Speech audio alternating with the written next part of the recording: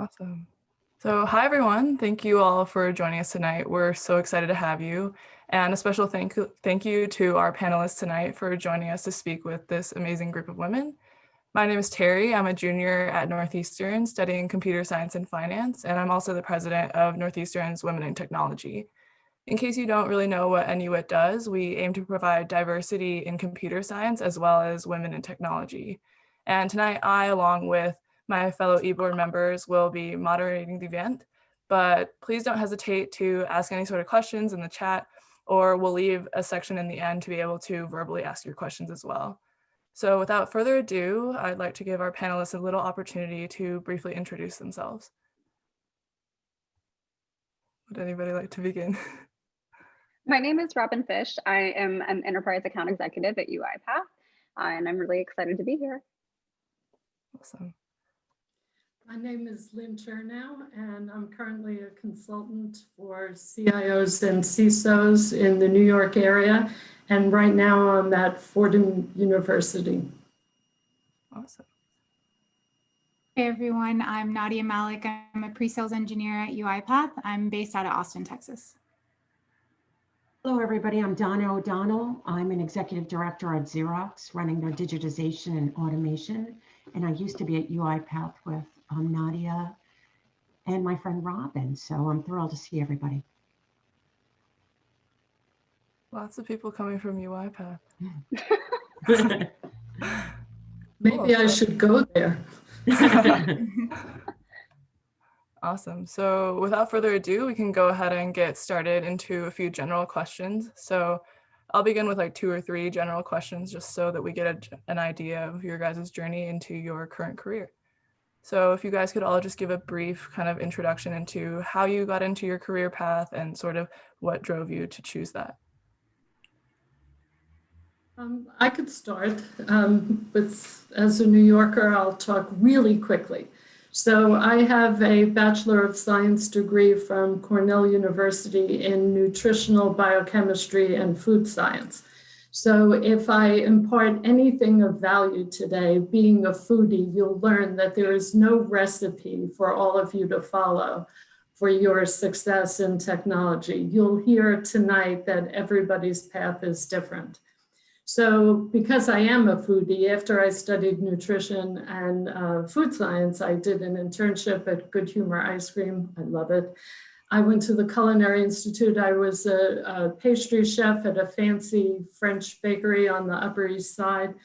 And then I realized that this whole serving fancy rich people wasn't for me. So I took what I learned and I got a job with the Department of Education running school lunch and school breakfast programs in Harlem and Washington Heights.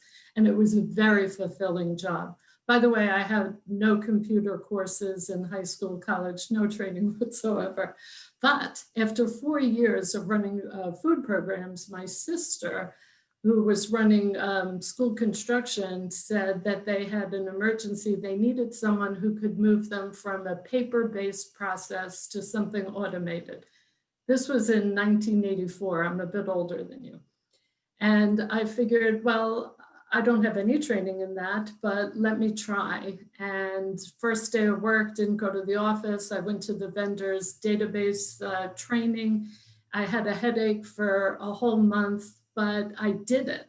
And I was there for a year, and my roommate at the time worked at Home Box Office, HBO, and said, you'd be great for this entry-level programming job.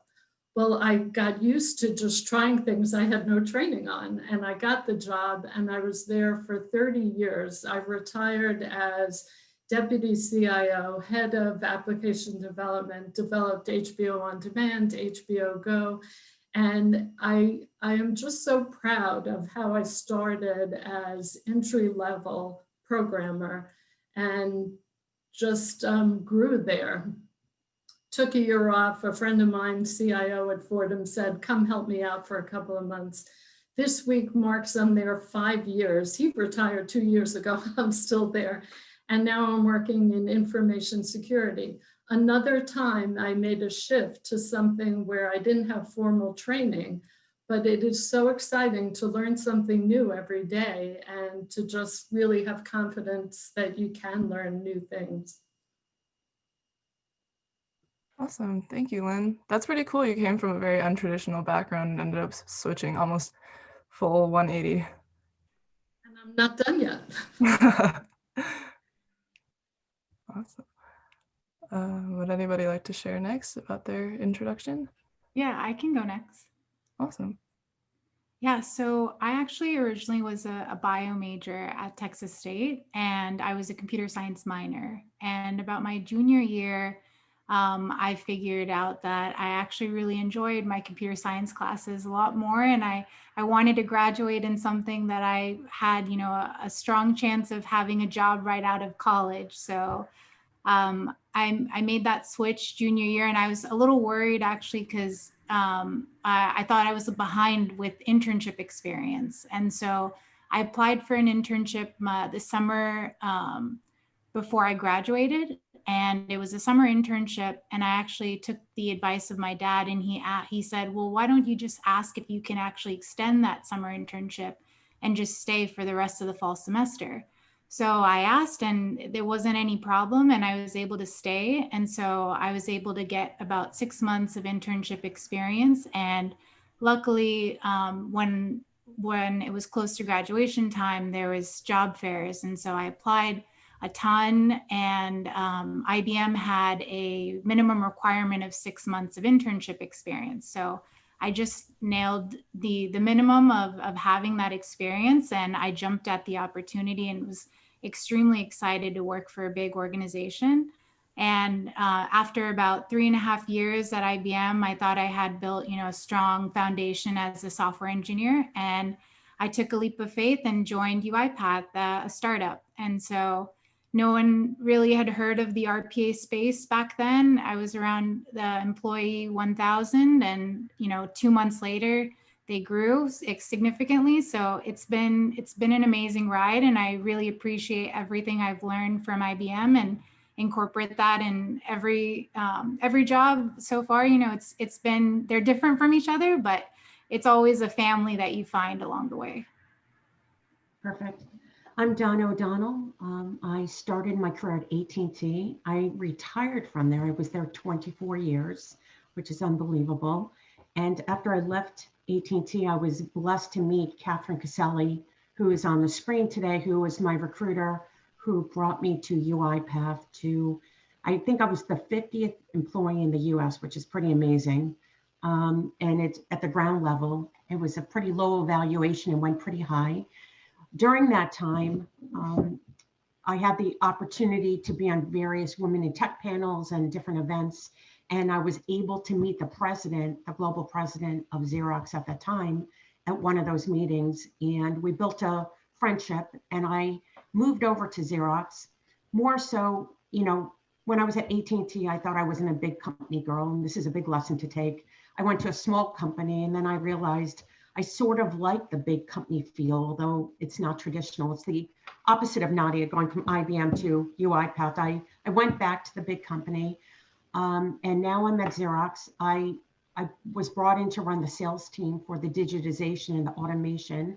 Recently, over the last month, I created a new RPA offer for the SMB, small and medium-sized clients, and we're going to be opening a new division of Xerox coming first quarter 2021. So a lot of changes happening, and very excited. And I loved every step of the journey and grateful to be here. Well, going with Lynne and an untraditional path, my technical or journey in tech started when I decided to go back to graduate school. And when I decided what program that I wanted to go in, I had an econ undergrad, and I was going to get an MBA, and I was looking at the programs, and they had a dual program, which was a master's in MIS. And I just thought that it would probably be, you get a premium for knowing technology, because it's kind of like a different language to a lot of people. So I pursued that program, and I was so happy I did. I fell in love with the technology side of it. And during that time, I had met different people that were in software sales. And for me, my career before then was mostly customer facing. So it seemed like a a good path, a lot of transferable skills to be customer facing in the technology field. So immediately after I graduated, I had a job at a startup in San Francisco where I rolled out the West territory for a startup. Worked at a couple other startups, very small, like 30 people. And San Francisco was very interesting in terms of the culture. I don't know if maybe some of you grew up there, but for me, it was a shock. And then from there, I moved to New York, and I was lucky enough to get a job at UiPath. A little bit before Nadia, after Donna, but still made it there, and it has been an incredible journey. Awesome. Very cool. Thank you all for sharing your experiences and your journeys into your current career paths. I think it's super cool, and something that makes tech really unique is that it doesn't matter kind of where you start, as long as you sort of take those opportunities, you still have a chance to be able to do what you want with your career. So with that, I guess we can move to our next question. So I'm sure you guys can also guess that a lot of our students and members are pretty young, sort of freshmen. So what advice do you have, or what do you wish that you knew before starting your career? So the one thing I would suggest is that when you have hiccups or challenges, trust the system and know that those challenges were there to reroute you to another place. So earlier on in my career, I would stay up and think about it all night. But as soon as I got rerouted due to whatever that hiccup might be, I ended up in a better place each time. So trust the system, don't overthink it, and know that, you know, if there's a new door that opens, walk through it and take that opportunity and take each day as it comes.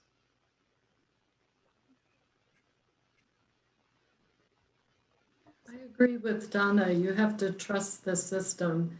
And as students, I think you also have to trust the program.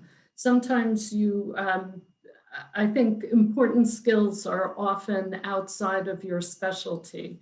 So you may be in a program that has coursework or workshops that you don't really feel apply to you.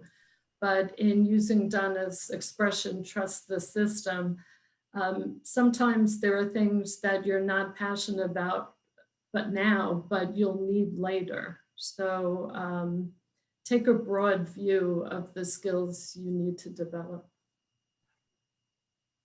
Definitely. One thing that I wish I would have known is how important managing people and just politics are, and communication within an organization. That was something that was also new to me, that took some time to learn, and to be able to navigate that, besides, you know, getting internships and getting in there and being in the office.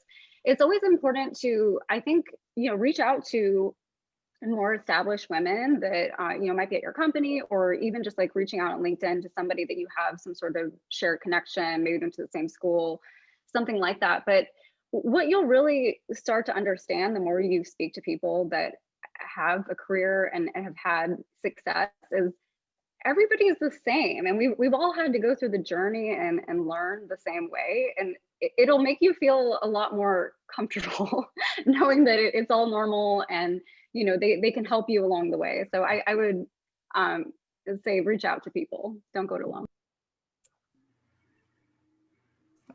Yeah, I would say that going to actually one of the questions from the chat is, what if you hate coding and you don't know if CS is right for you? And I think that's one thing of, do I have to love coding, is something that I wish I knew that it's not the case, because you should be passionate about what you do, but there's so much in tech and so many different roles that there are, that you can find that for yourself, and it doesn't have to be coding. So I was doing coding maybe my first, maybe 2.5 years of my 3.5 years at IBM, but the rest of it was like testing, deploying software.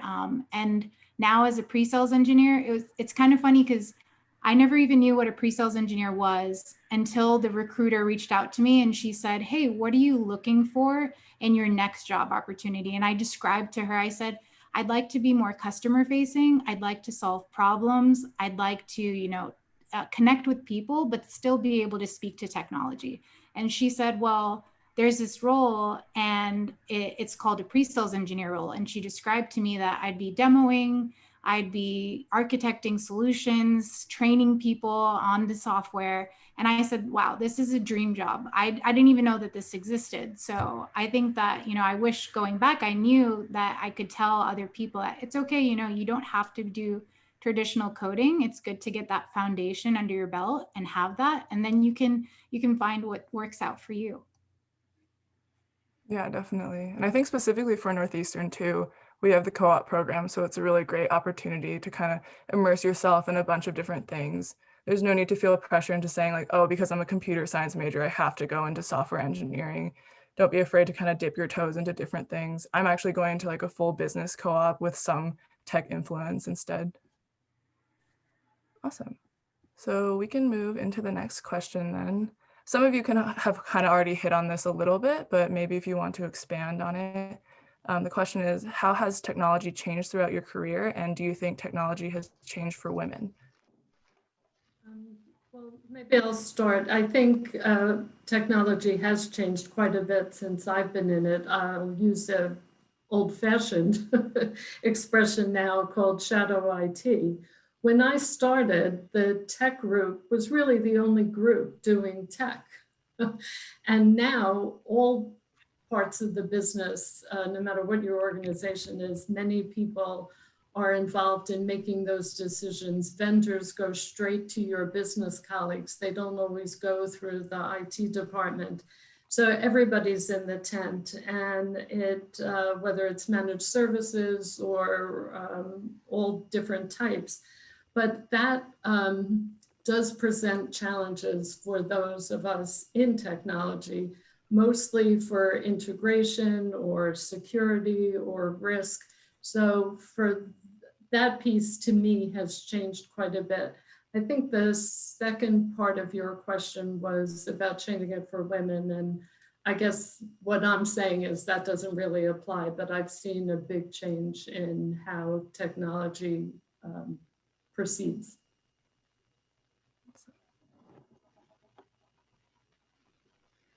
So I've seen technology completely change over my 28 years of full-time jobs. It's, if you think about technology, it was the internet circuit to start with, right? And so now it's all about digitization and automation in any form that you're looking at. And again, having 2 Northeastern students, I know all about your president, Ayun, at your university, and he writes all these books on becoming robot proof, right? How do you become robot proof? And I completely agree with that concept. So it does come down to automation and digitization, and then finding those skill sets and pivoting your skill sets to make sure that you'll have a strong career throughout the future. So it's pretty unbelievable.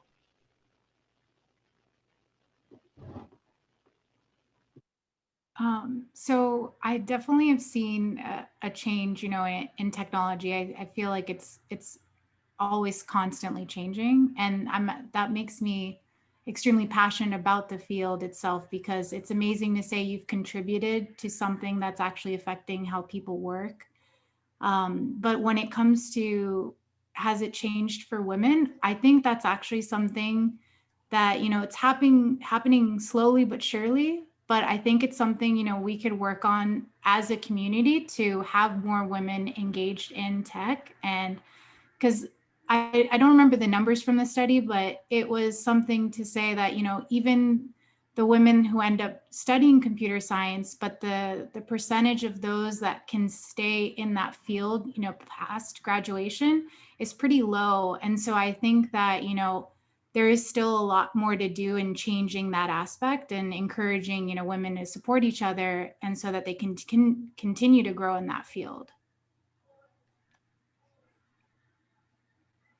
Yeah, I would just say that I think that the changes that I've seen is mostly in the past year. And it seems like there's a lot more technology that is coming out that's no code, which is going to make it even more approachable for people that aren't in the IT space. So that's exciting. And then in terms of women, I agree with Nadia. And I think it really depends on what organization you join. And I think there's a question later on about that. But I think it's so important to make sure that you're joining a company that is very inclusive, because there are still companies that could probably do a better job. But if you end up someplace that it is pretty inclusive, it can be great. Yeah, definitely. I think this also goes back to Robin's point from the previous question, is the idea of not being afraid to reach out to people and kind of understand their backgrounds and where they come from. I think that definitely plays a big role in kind of making us more comfortable in our careers as well. So I think now we can move into some more individualized questions, and we're going to begin with a question for Donna. Hi, Donna. So I'm the social outreach chair for Newitt, and I'll be asking you a series of questions that we came up with. So one of the first questions we had was, what are some of the greatest challenges you've faced in transforming a traditionally hardware company like Xerox into one that's increasingly providing more cutting edge technology in software and services? That's a great question. And it's true. It was your grandmother's printing company, and it's transforming into a services automation space. And the biggest challenge is changing the perception. And what's so unbelievable is when I get on the client and we created this new offer with robotics, is doing this pilot, and they're blown away that Xerox have the service.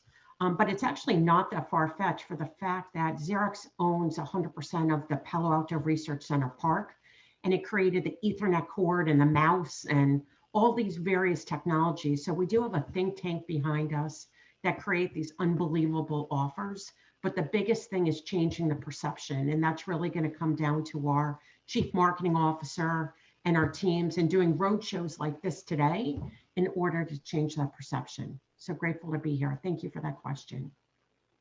Yeah, it was a great answer. Thank you. Thank you. Terry, should I go ahead and continue with the questions we have for Donna, or do we want to loop around? Let's move to a question for another panelist. I think we can move to Lynne, just so that everyone has an opportunity to kind of share their personalized experience. Okay, I have the question for Lynne. Hi, I'm Rachel. I am the treasurer of Newitt. So Lynne, how did you make the transition from being a database administrator and analyst to a senior vice president of IT at HBO? And what was that process like? Well, the big thing for me was going from a civil service job to working in corporate America at a Fortune 500 company, and also going from something that was very traditional, like working for the New York City Board of Education, to going to a very progressive media company like HBO. And it was really soon after I arrived there that I felt it was a very good fit.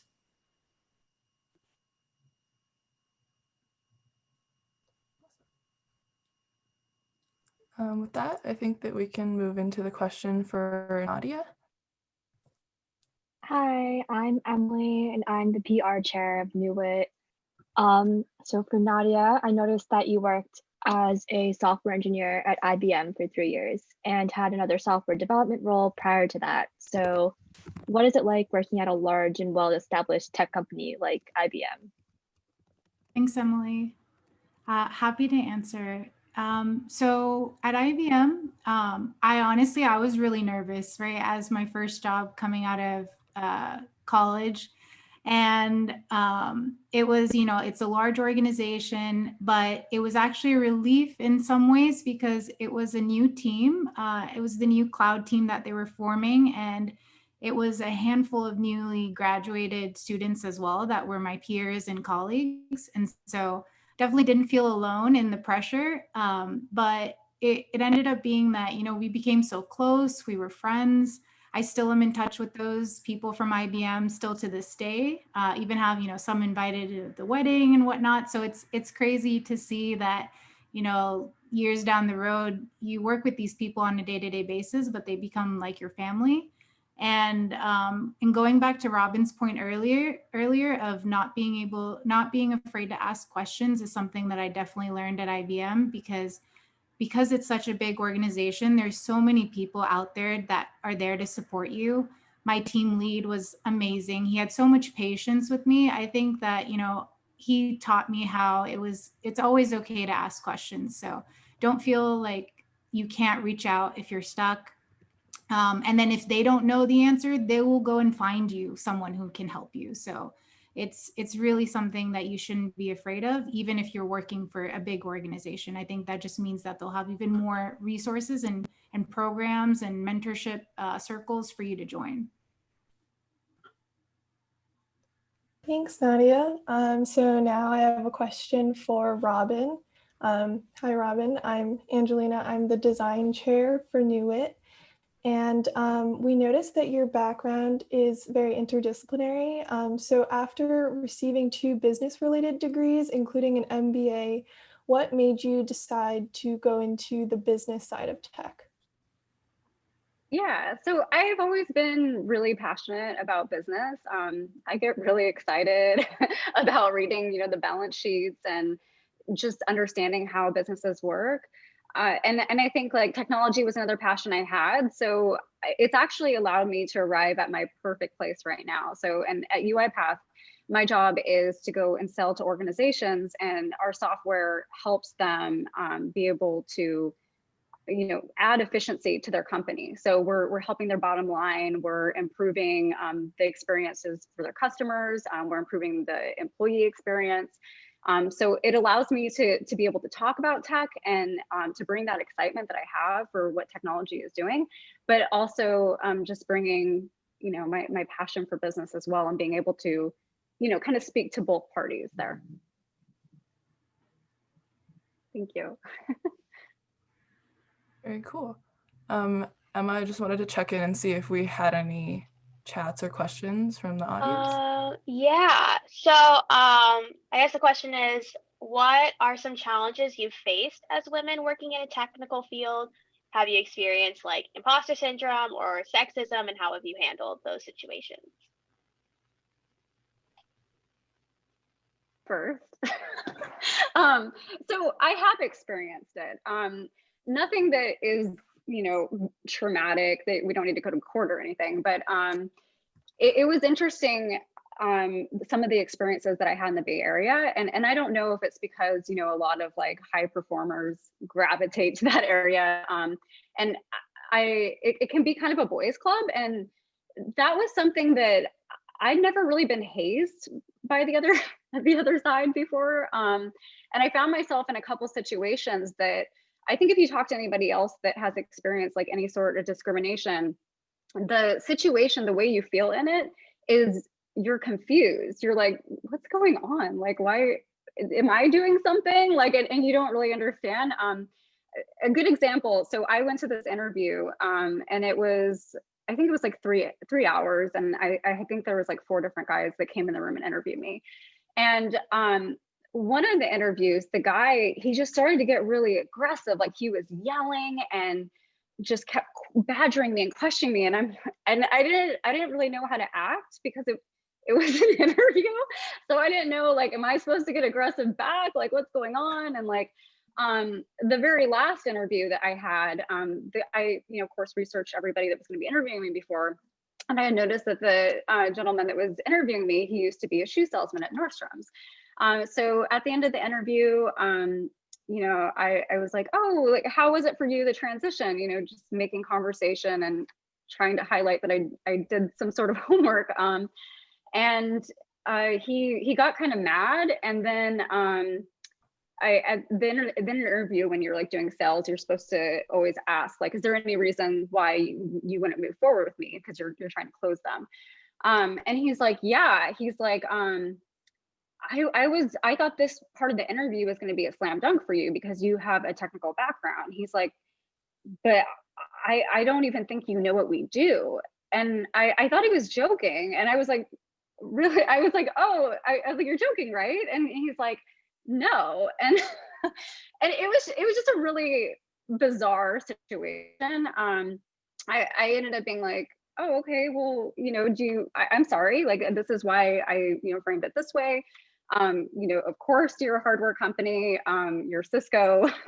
And then I was like, well, why don't you ask me like some challenger questions? I did a lot of research, and he asked me some things, and then I think I stumbled a bit, but when I came home and I was telling my then boyfriend about it, he was like, oh, these guys don't think women should work. Like, and I was like, what? Like, I've never heard of that before. I thought that that was like very old fashioned, but just like situations like that, you know, it's like, it's not normal.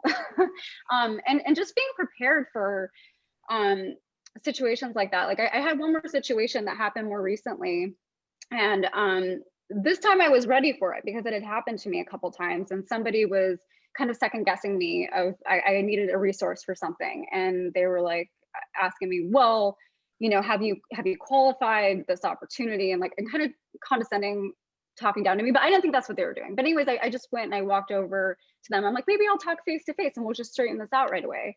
And it became very apparent to me that this person was just trying to diminish me, and I just, you know, treat me unfairly. And I snapped back. I did it in like a polite way, but I was very firm, and just let him know that, you know, let me know how exactly we need to move forward, because this is the way it is. And I was really proud of myself that I was able to identify what was going on and being able to stand up for myself. And like, you don't have to be mean or anything, but I think just having the knowledge that things like that can happen can prepare you for when they do happen. And you don't have to feel bad about it. It's that person, it's not you. Yeah, definitely. Especially thinking like computer science classes, that can tend to happen even implicitly, where the people don't even notice that they're doing it, but we just have to be conscious of it.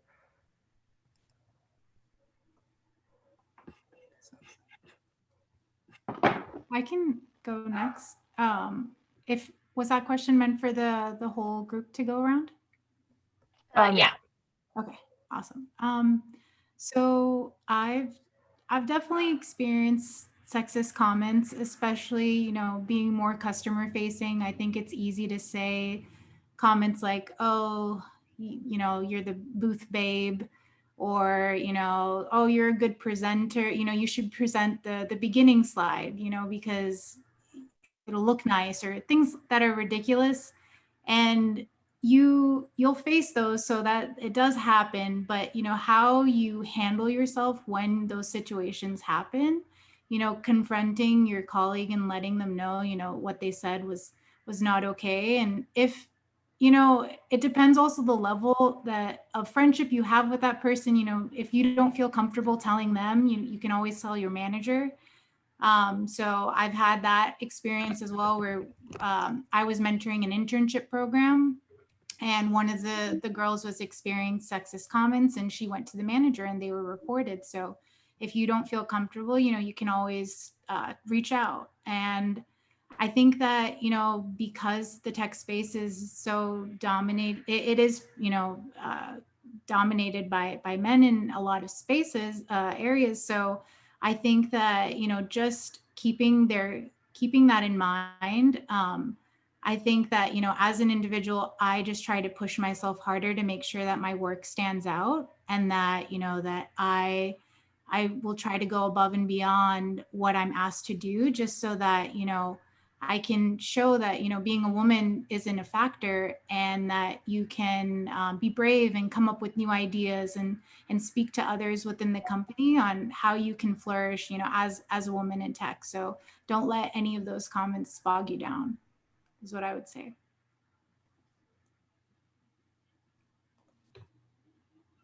I agree with Nadia. You know, you'll always run into a couple bad eggs in this world. And what I do is I just work harder and I work smarter. I stay focused and I try to block them out. But as a mother of boys, I try to make them feminist, pro women. How are they going to be different? This is what you don't do in the real world. So I try to change what I could change, but I can't change people that are, you know, already have those bad behaviors their whole life. So I just focus on doing the right thing, working harder constantly, and then hoping that will have me rise above the rest. So take the high road.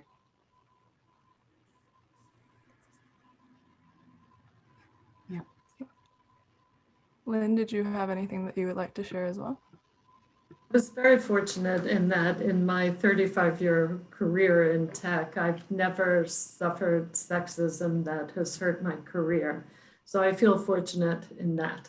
Now that I've moved to the information security space, where there are fewer women, I work with a pretty much all male team, and we get along very well. But one of the things that bothered me, like I said, I've never suffered this sexism, but whenever one of them would say something a little raunchy or use a curse word, they would look at me and apologize.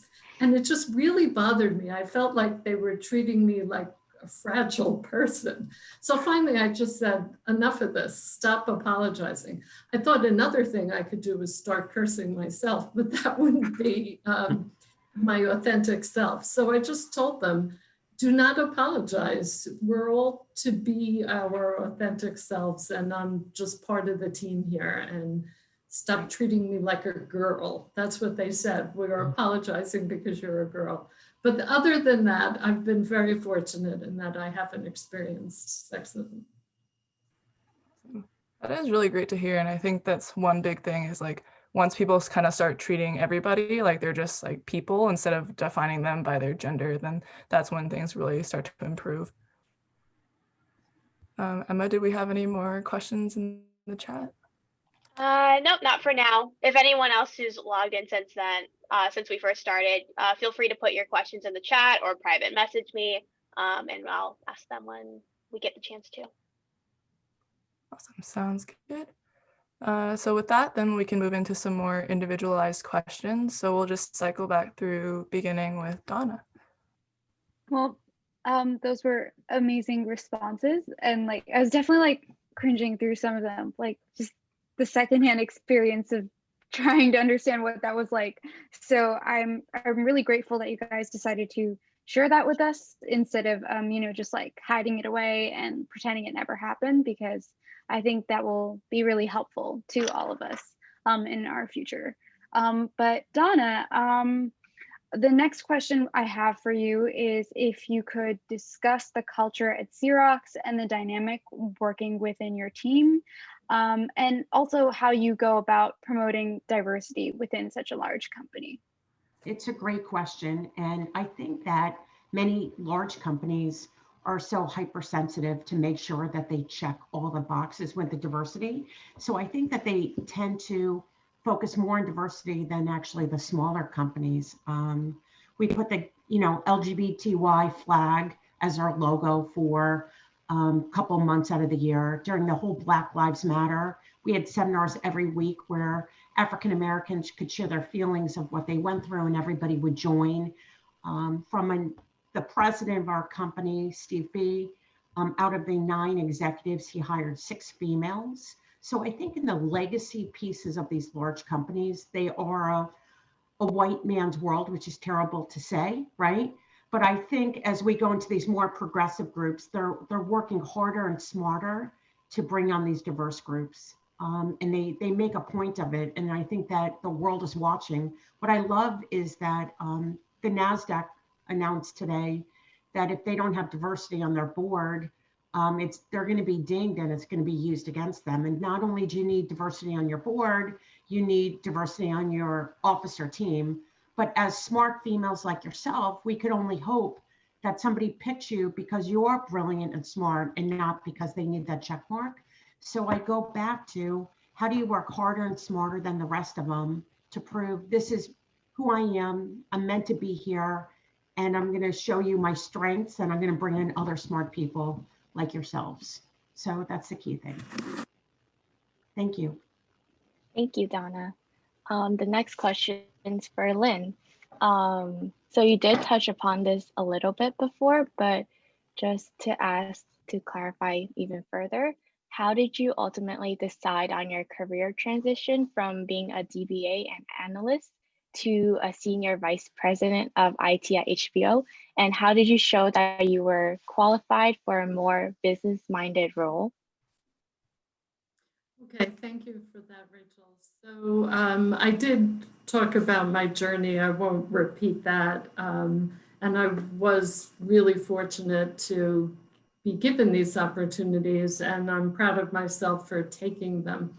To your second question about how did I show I was qualified on the business side of this so that I would move forward, it was really three things: communication, empathy, and business understanding.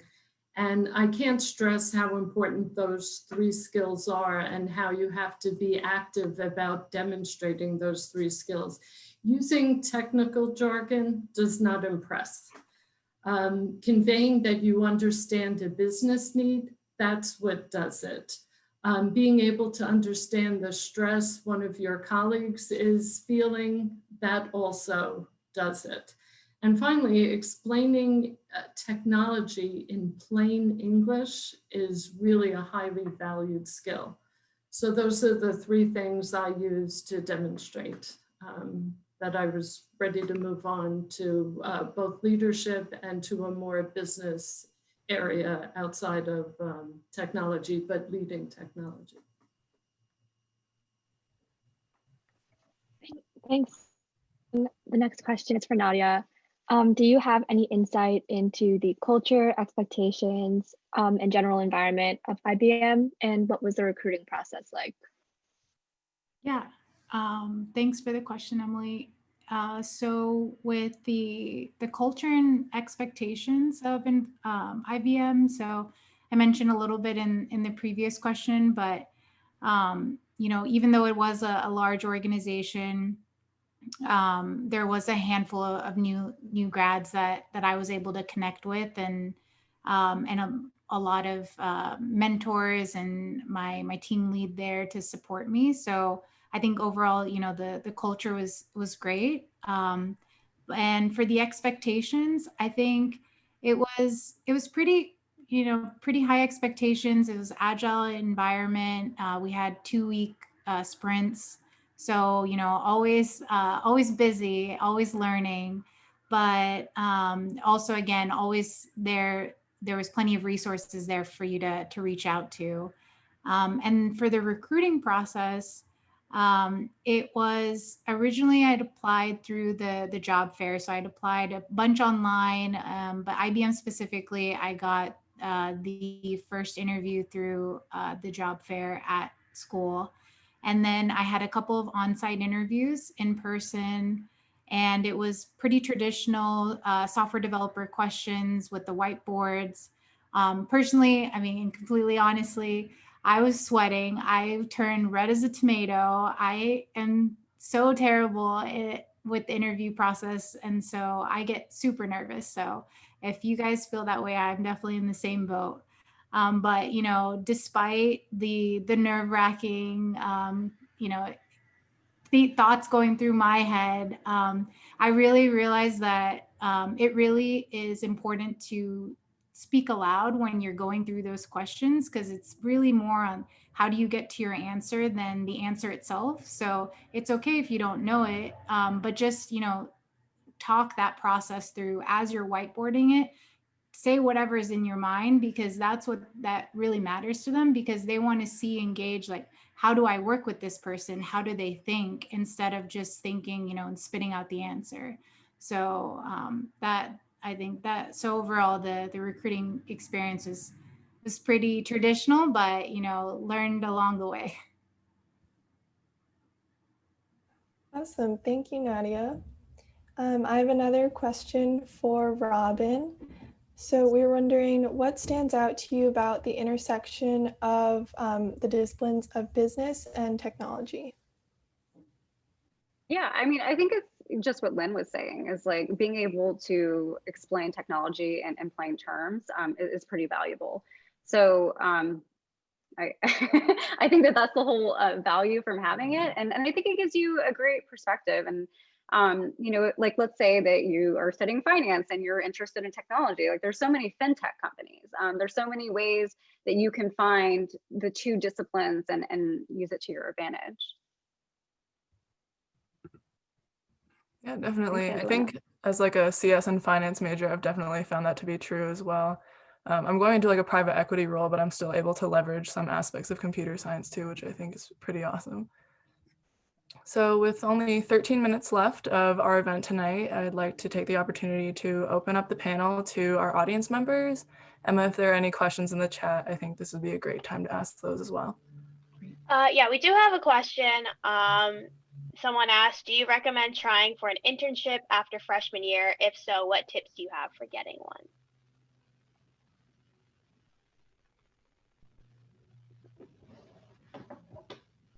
So I could, you know, from a Northeastern perspective, again, for my third year, who's a finance major, you might know him, Terry. He did get a job after his freshman year. And in Northeastern, as you know, the co-ops don't start until probably mid-sophomore year. Because he had the internship after freshman year, he had a leg up versus the other students that were going into co-op. So if you can get an internship after freshman year, I'm talking from a Northeastern perspective, it definitely makes you probably front and center for the co-ops that will start for you on your second year at Northeastern. And I'm speaking from a parent now more than anything else. So that's fine too, but whenever you can get a new opportunity, take it. And it's just going to build your resume. Don't underestimate getting a professional resume writer even early. You can have great experiences, but unless that gets communicated in the fashion that's needed in the latest resumes, and I know at Northeastern you have those classes as well, make sure, I highly recommend a resume writer throughout your whole career, and don't underestimate the professional picture as well. Like, for example, if you're at a wedding or a bar mitzvah, it looks like you're at a wedding or bar mitzvah. Take that $100 extra, because you already spent $72,000 on your education, and get that LinkedIn picture and get that resume writer. That's my thought. And there's nothing probably more key than spinning that. Yeah, definitely, I agree. I think, especially from coming out of my first co-op, I think one thing is to not be complacent. Just because you finish your co-op doesn't mean that you can't search for another internship opportunity. I think in either business or tech, if you have extra experience, that definitely makes you, like, sets you apart. Of course, of course. And there's another side to that. It's not just how it makes you look. It's what experience you gain and what insights you get into areas that you didn't even know existed, or areas that you didn't think you'd be interested in. Yep, great. Yeah, definitely. I think especially with internships, it's a great opportunity to kind of test the waters and see if you like this industry or not. Personally, I think I had an internship experience doing business intelligence, and then I was like, well, that's not really the industry for me. So then you can better shape your co-op experience. So you only have 2 or 3, so you kind of want to make the most out of it before you're moving into your full-time career. That's a really good point. Go ahead. Go ahead. I was just saying that's a really good point that you brought up of being able to try it out before you dive into it as a career choice. And I think at IBM I helped with 2 summer internship programs. So I mentored about 9 interns both summers that I was there, and we actually we're looking for young women in CS. So we had 2 that were sophomores. But I mean, I would take the advice of, don't, as Donna was saying, so don't underestimate yourself at all. Go for the opportunity. And, whether that's an internship that's paid or unpaid, I'd say it's worth the experience, because not only will it set you apart, but just having that experience is extremely impactful to how you're going to work in the real world. And so a lot of times with internships, at least the ones where we had people that, were sophomores and maybe had only taken 1 programming class, if that, at that point, they were paired and grouped with people. So you work in a project and you work together. So you're not, fending for yourself, coding some complicated project. You have people that hopefully are forming the internship program for you, designing it so that it's practical and something that would be at that level of expertise. They're not going to have expectations from you that you're a graduate, and they're going to set those expectations, and you can work with them, you know, as you're part of that internship. Yeah, definitely. And I think kind of hitting on what Donna said again, just taking all the opportunities that you can get to, especially these days, internship applications take maybe like 2 minutes. You like upload your resume and then you just hit submit. The worst thing that could happen is that you just don't hear back. So it's better to set yourself up for those opportunities for sure. Awesome. Emma, did we have any other questions from the chat? Yeah, I have one more. What are important things to look for in a company?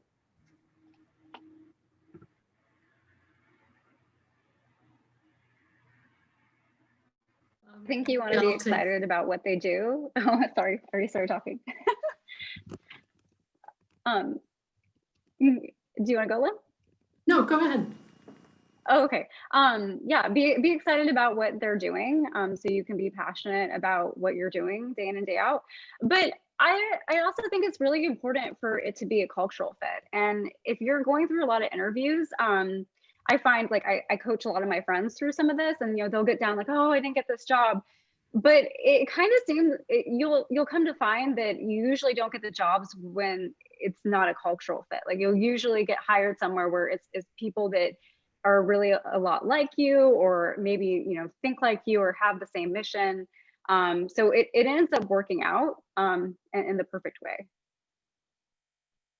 So I was just going to say, I think of it in two different ways. What you look for in a company is a little different from what you look for in a job. What I look for in a company, and I have two sons, and one of mine is about to start looking for a job. So I've already thought about this.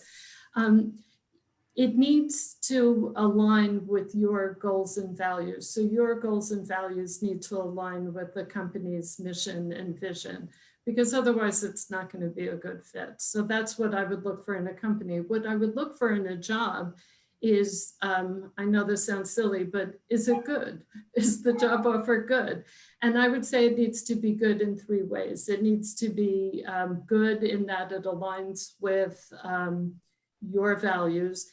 And you need to feel you'd be good at it. Will it make good use of your strengths? And the third good, is it good for me? Will I like the activities? Do I like the field or the industry, the location, the salary, the growth? So is it good in that it aligns with my values? Will I be good at it? And is it good for me?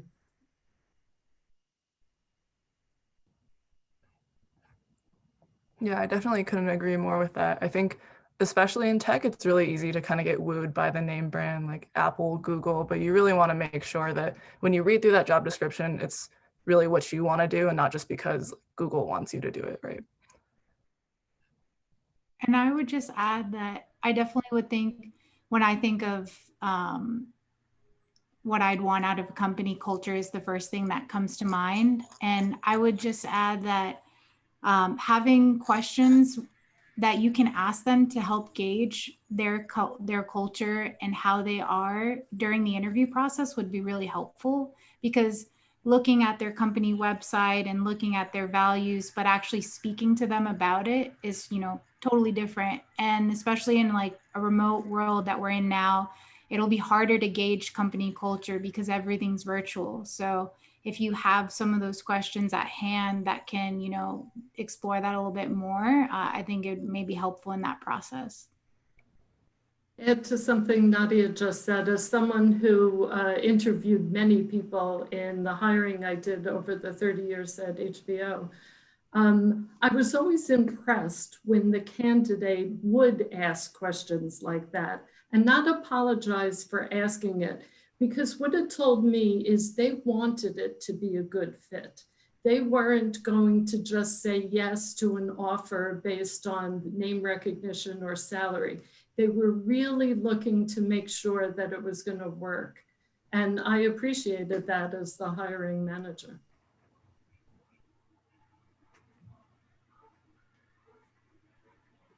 Yeah, I definitely think that that's something that's really important too, is kind of, I think companies really like to see how well you fit with them, especially because the more competitive opportunities, they have everybody that has the technical skills.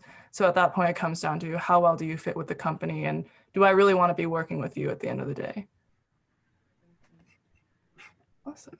So I think we have about 3 minutes left. So I think that will be our last question for the night. So I just wanted to extend another big thank you to all of our panelists tonight, and a thank you to Lindsay and Catherine as well for helping us organize this event too. We really could not have done it without any of you guys, and it was truly incredible to hear about your stories. And for all of our Northeastern students, best of luck in your finals and the rest of your semester. Thank you. Good luck, you guys. Great, thank you. Guys. Bye. Bye. Good luck to everybody.